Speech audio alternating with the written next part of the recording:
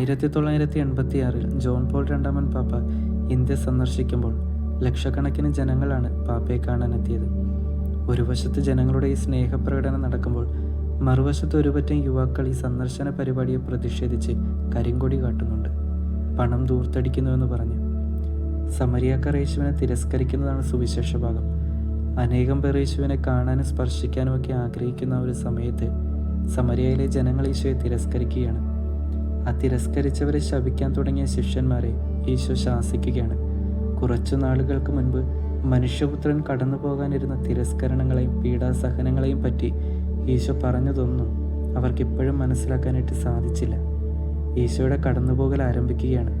മഹത്വത്തിലേക്കുള്ള പ്രവേശനം അത് തിരസ്കരണവും ബുദ്ധിമുട്ടുകളും നിറഞ്ഞതാണ്. മെഴുകുരുകി തുടങ്ങുമ്പോഴാണ് നല്ല പ്രകാശം കിട്ടുന്നത്. തഴച്ചു വളരുന്ന എന്തിൻ്റെയും മറുവശത്ത് ചില നഷ്ടങ്ങളും വേദനയും സംഭവിക്കുന്നുണ്ട്. ഇലകൾ അടർന്നു വീഴുന്നുണ്ട്, ചില്ലകൾ ഒടിയുന്നു, വേരുകൾ ആഴത്തിൽ ഇറങ്ങുന്നുണ്ട്.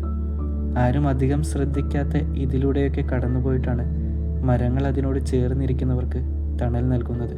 നമ്മളായിത്തീരേണ്ട, എത്തിച്ചേരേണ്ട ദൈവിക പദ്ധതികളിൽ നിന്ന് വഴി തെറ്റാതെ ജീവിതത്തെ മുൻപോട്ട് കൊണ്ടുപോകാനായിട്ട് നമുക്ക് ശ്രമിക്കാം. തിരസ്കരണങ്ങളും കഷ്ടപ്പാടുകളും ബുദ്ധിമുട്ടുകളും ഒക്കെ നിറഞ്ഞ് നമുക്ക് കർത്താവിൻ്റെ പാത പിന്തുടരാനായിട്ട് സാധിക്കുകയുള്ളൂ. മഹത്വത്തിലേക്ക് പ്രവേശിക്കാൻ സാധിക്കുകയുള്ളൂ. ദൈവം നമ്മളെല്ലാവരെയും അനുഗ്രഹിക്കട്ടെ.